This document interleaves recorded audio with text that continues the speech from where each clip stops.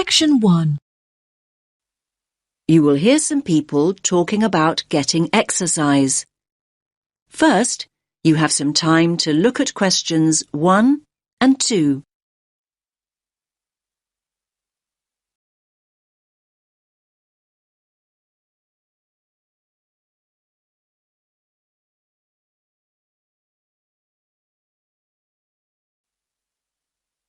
Listen carefully to the first part of the conversation and answer questions 1 and 2. Hey, Janos, have you seen this notice here? What's that? Join our mole walking program, Get Fit, for free. Now, I like the sound of that. I can't afford to keep up my gym membership this term. It's too expensive. I know what you mean. But what exactly is mole walking? Sounds a bit boring to me. Hold on. OK, it may sound boring, but it might be a great opportunity to take exercise. Think about it. A climate-controlled environment where you can take exercise without having to worry about the wind or the rain. Wind and rain? Have you actually looked at the weather outside? It's snow and ice out there. I only came into the mall to keep warm. Well, it is winter and we are in Canada after all. So just think, by mall walking we can exercise indoors instead of outdoors. Great. And another thing, we won't have to worry about the traffic. Just think, no busy roads to cross and no rush hours to think about. Come on, it's worth a try. You're still not exactly selling it to me. Imagine walking past the same stores and they're not even open. So what's the point of that? Oh, come on, Janos. Just think about it as an opportunity to window shop and keep an eye out for bargains. And what about all the amazing decorations and displays we can take a look at? I think it sounds like fun. Did you say fun? Walking on a hard surface like concrete. Give me grass any day. Much more comfortable on the feet. And there's another thing. In a mall, you're always close to restrooms. And water, come to that. What could be better than that? I think I know the answer to that one. Exercising in a gym is a whole lot better. Well, anyway, we can get more details at the information kiosk. So, do you want to come with me or not? I'll give it a miss. I'm off to the gym to make the most of my membership before it runs out. Now you have some time to look at questions 3 to 7.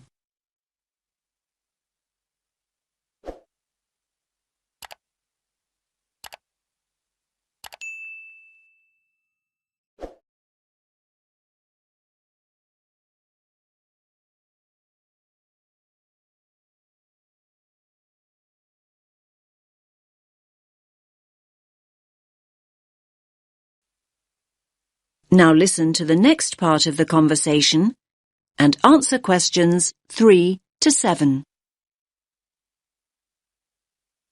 Hello.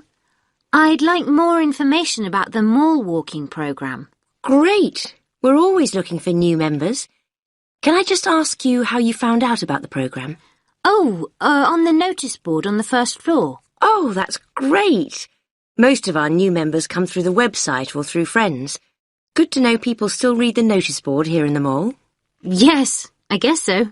Now, let me give you some details. The programme runs weekdays, Monday through Friday. And it's an early start. Wait for it. Walkers meet at 7 a.m. 7 a.m? That is pretty early. But come to think of it, my lectures start at 9 most mornings, so I would be able to make it back to the campus in plenty of time. Great. Actually, most members go straight on to work or college after their walk, so you're not alone.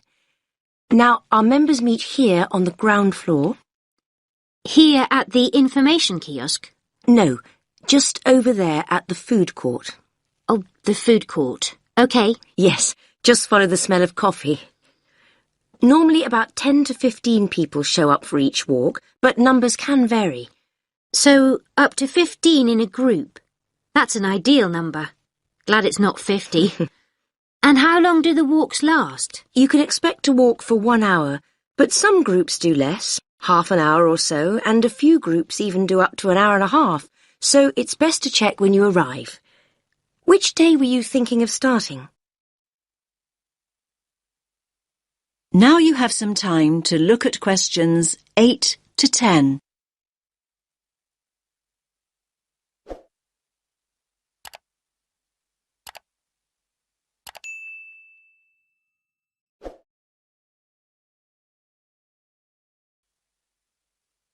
Now listen to the rest of the conversation and answer questions 8 to 10. Well, next Monday would work for me. Morning lectures have been cancelled, so I would have plenty of time. Monday the 4th of February? Yes, that's right. OK. So let's get your details. Can you give me your full name? Anya Karczewskaya. Can you spell your surname, please?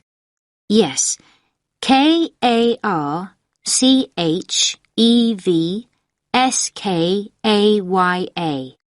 And your address? Apartment 12, 2 Burlington Street. And a contact telephone number? 0757 634 5003. I'll just read that back. 0757 634 5003. Yes. Oh, by the way, new members receive a free gift when they join, and it's a much better gift than last year. We gave people badges, but they tended to lose them, and more recently we provided visors instead, but they weren't very popular. So this year we're giving new members T-shirts. That's great. What colour? Yellow. I've got plenty in stock, so you can collect yours on Monday. Thanks a lot. That is the end of section 1. You now have half a minute to check your answers.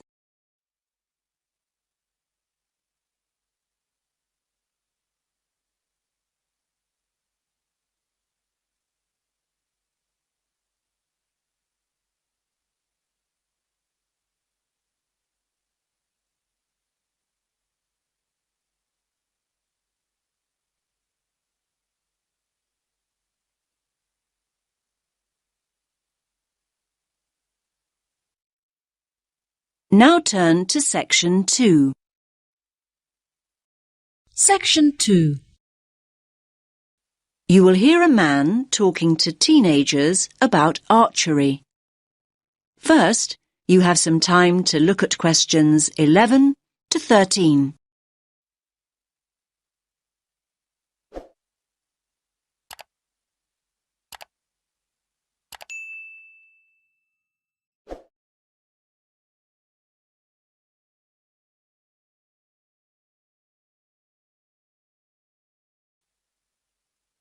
Listen carefully to the first part of the talk and answer questions 11 to 13.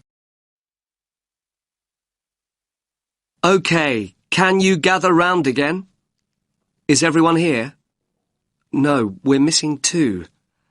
Ah, here they come now. Right, the next activity is the last one before lunch. So, archery. And I can tell you this activity is the favourite of a lot of our visitors. It's great fun and very relaxing. It can also be competitive. I think we should get the idea, have some practice, and then introduce a bit of competition, if you're up for it. Good idea? I'm going to start with the basics. Archery is the practice, or art, some might say, of using a bow to propel an arrow. Archery was initially used for hunting and combat, an important aspect of warfare in the distant past.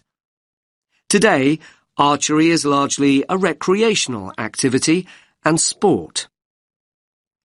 The very first bows and arrows, and we're going back thousands of years, were very simple. The bow was straight, but bent into a curve when the string was pulled back. The further back the string was drawn, the greater the tension, and the faster and further the arrow flew. Later, bows were designed to be curved. This meant there was an existing inbuilt tension, and the archer, that's you in a few minutes, exerted less energy drawing back the string. When curved bows were not in use, they were unstrung. That means the string was taken off, so that the bow was not left in a state of tension. I think it's interesting that almost every culture had bows and arrows at some point during their development. Of course, we've all seen Native Americans with bows and arrows in the movies, but the very oldest bows originate from Scandinavia and Northern Europe. The use of bows and arrows died out with the invention of firearms, though I must point out that the earliest gunners were far less efficient than an expert archer. Archery as a recreational activity started to become popular not long after that. Anyway, that's enough history. Do go online, though, if you want to know more. Now you have some time to look at questions 14 and 15.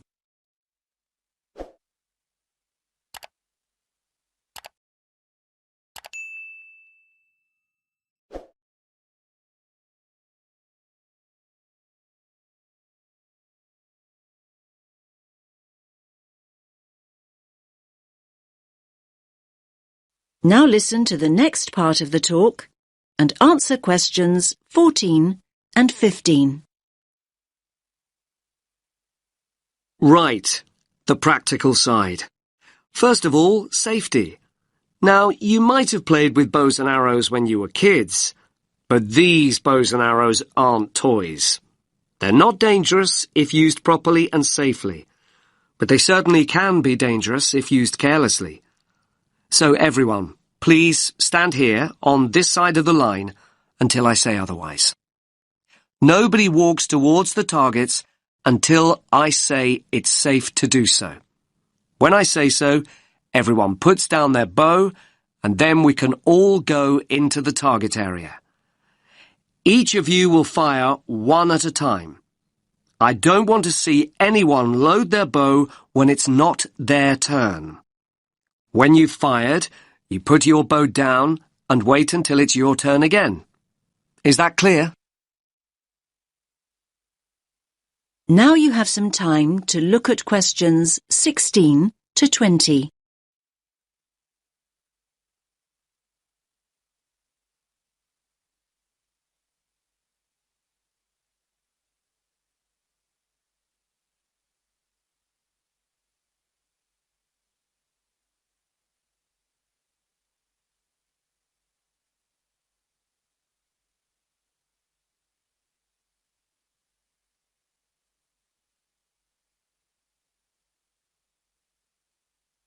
Now listen to the rest of the talk and answer questions 16 to 20.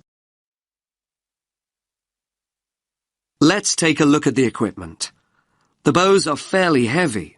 You might be surprised. We'll spend a moment practicing holding the bow properly before we load one up. I'm holding it now, in the position in which you'll hold it. The drawstring is here, and again you might be surprised at the tension. You'll need to practice drawing back the string. Just above the middle of the bow, here, is the sight. You look through this as you would with a rifle. Using a bow and arrow without a sight is perfectly possible. Most master archers do this, but having one will certainly help you to start off with. Now I'll put the bow down and show you an arrow. The shafts of our arrows are wooden, but fiberglass arrow shafts are now common too. Traditionally, as I'm sure you'll know, the fletching at the top of the arrow, not the tip end of the arrow, was made of feathers. We have some arrows with feather fletching, but we also have some with what we call vanes. That means the fletching is made of solid plastic. All of you have a quiver with 6 arrows in it. You should tie the strap of the quiver around your waist, like this. As I've said, you take an arrow from your quiver when I say so, when it's your turn and not before. Oh, I nearly forgot. Protection. Everyone has a chest guard and hand guard, like those that I'm wearing. I'll show you how to put the chest guard on in a moment. And a bracer. The bracer's a smaller arm pad that protects the inside of your arm from the string. For those of you in a t-shirt today, that's important. But the bracer will also stop the string catching on the sleeve of a jumper or jacket. Right, so before we pick up the bows, let's have a look at these chest guards. That is the end of section 2. You now have half a minute to check your answers.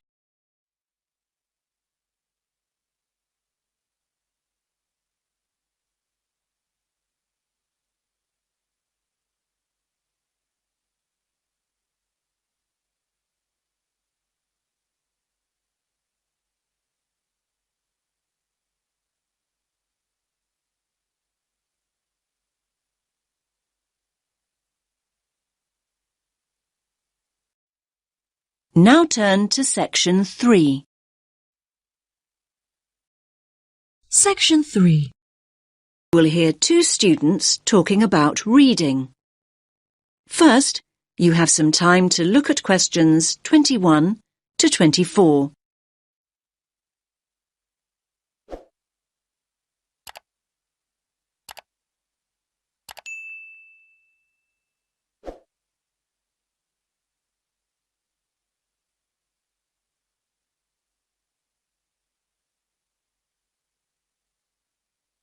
Listen carefully to the first part of the conversation and answer questions 21 to 24.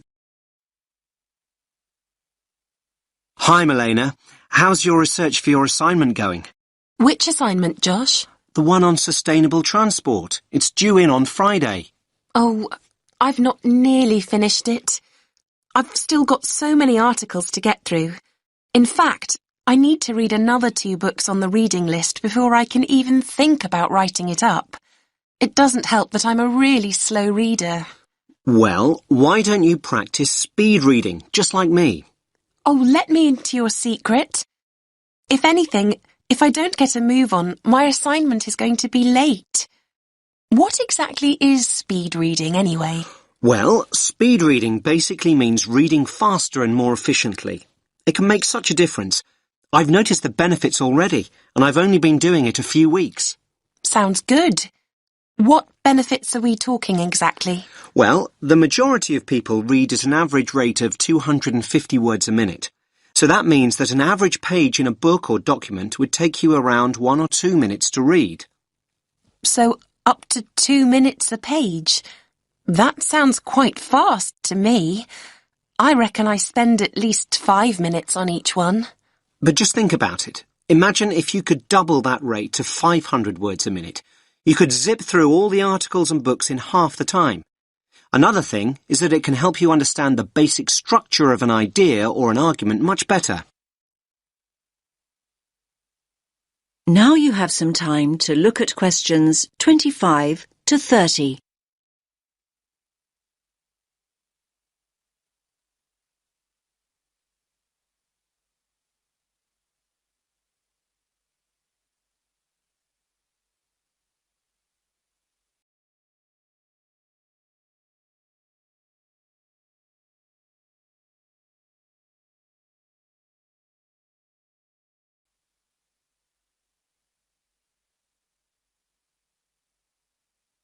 Now listen to the next part of the conversation and answer questions 25 to 30.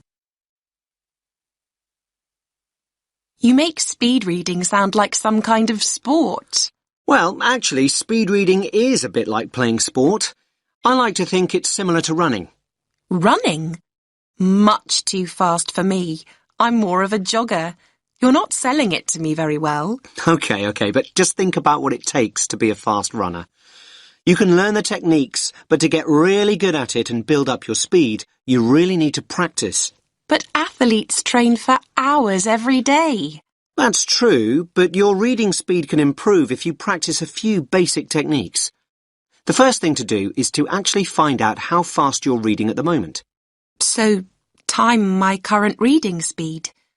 But I read so slowly, it will be really depressing to find out just how slow I am.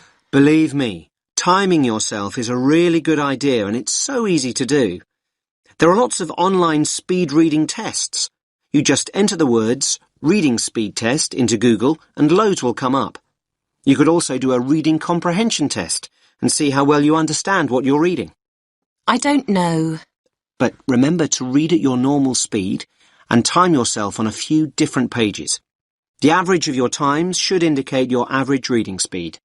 What do I do next? Well, the next thing to do, and this is really important, is to get rid of distractions. I used to think that music in the background while I was reading was a good thing, but it wasn't for me. I found I increased my speed by working without any noise whatsoever. I usually read in the library, but there always seem to be people talking around me. Well, try using earplugs to block out all the distractions. Another important thing is to set yourself targets.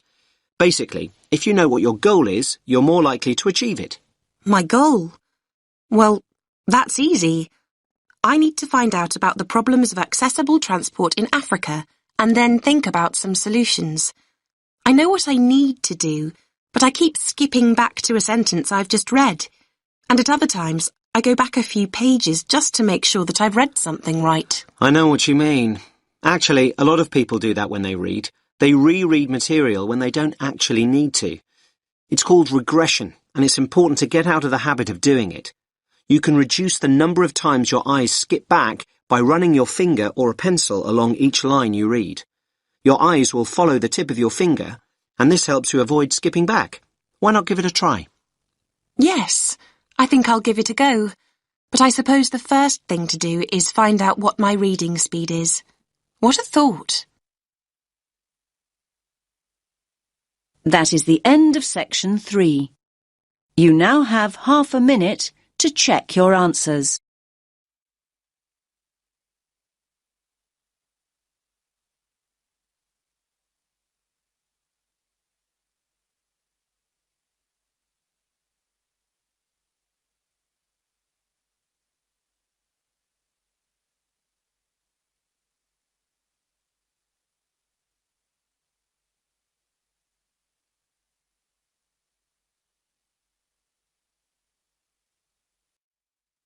Now turn to section 4.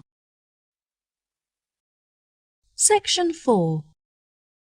You will hear a man talking about tourism and the environment.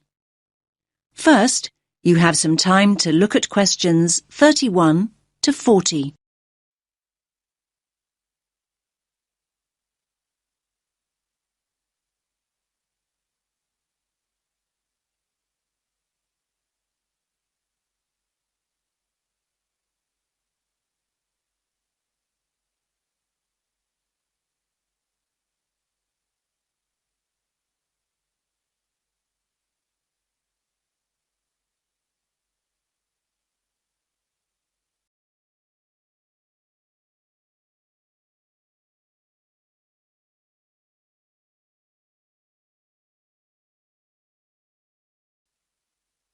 Listen carefully to the talk and answer questions 31 to 40.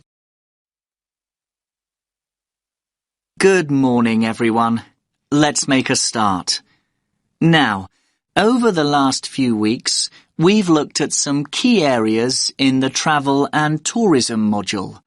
We've already charted the origins and development of tourism, and we've also looked at the negative effects of tourism on both local communities and the environment.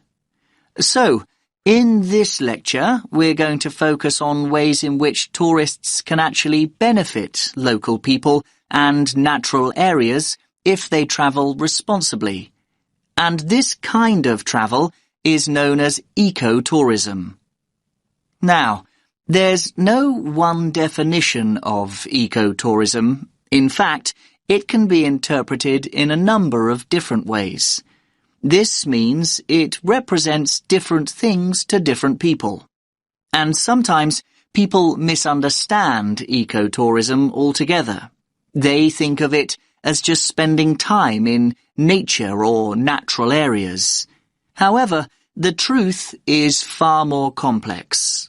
In essence, it aims to minimize the negative impacts of tourism that we looked at earlier on in the course. Problems such as litter and water pollution, crime and so on, and, at the same time, to encourage travellers to have a positive impact on the places they visit. Now, there are many other words to describe a similar idea to ecotourism. In fact, the terms alternative tourism, sustainable tourism, or responsible tourism are often used to mean the same thing. But in fact, although the main ideas behind them are similar, there are small differences. And let's briefly look at these now. Alternative tourism is any kind of tourism that is not mass tourism. And by mass tourism, we mean hundreds, if not thousands of people going on, for example, their 2 weeks a year beach holidays or traditional sightseeing tours. Alternative tourism includes travel such as backpacking and adventure holidays. And the term alternative also includes ecotourism, which is what we are mainly focusing on today. Now, what about sustainable tourism?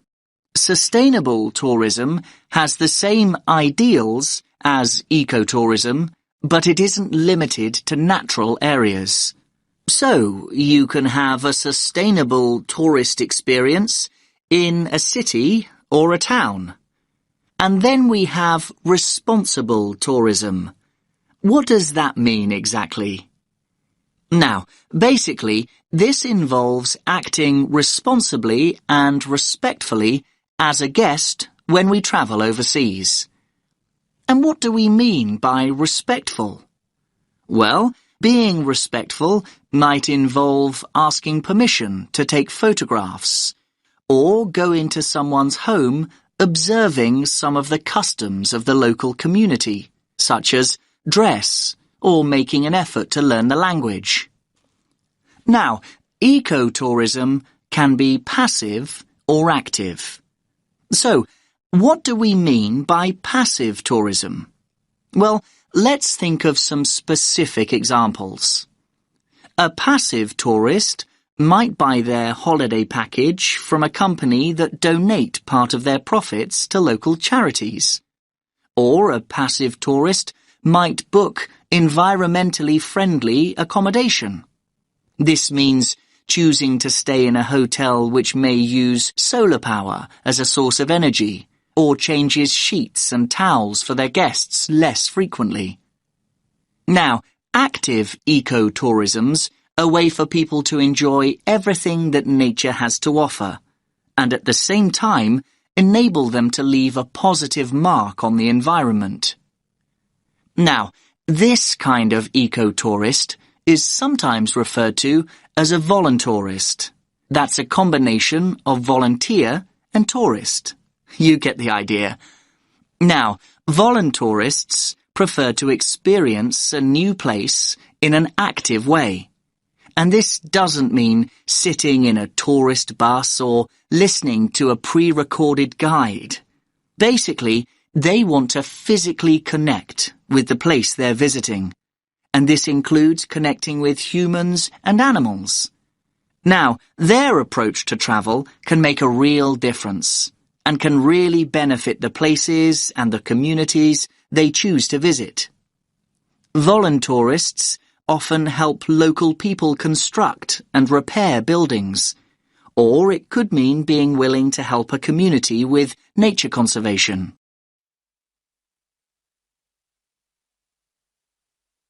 So let's think of some specific examples of this kind of work in action. Now, voluntourists have helped local communities to plant hundreds of trees and installed identifying signs in the rainforests of Costa Rica. They've also helped with sustainable food production in Cuba, and in Jamaica, they've been involved in the cleaning up of local rivers. And in Thailand, they've worked on building ecologically sustainable reforested habitats. Now, some of the work that voluntarists do also involves looking after endangered animals, like the Giant Panda Project in Japan, or the Animal Sanctuary Project in Ecuador. Now, this work doesn't just involve interacting with wildlife, but involves educating local people about the need to protect wildlife. Now, before we explore wildlife tourism in more detail, does anyone have any questions? That is the end of section 4. You now have half a minute to check your answers.